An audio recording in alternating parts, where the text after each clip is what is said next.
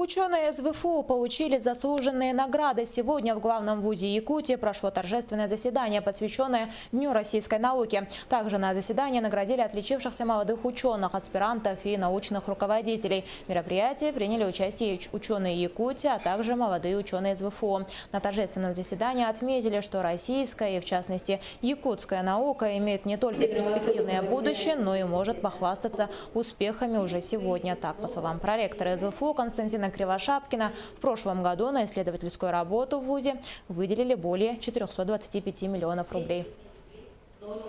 Данилов Юрий Гаврилевич, ведущий научный сотрудник информационно-аналитического центра «Эксперт» научно-исследовательского института, региональной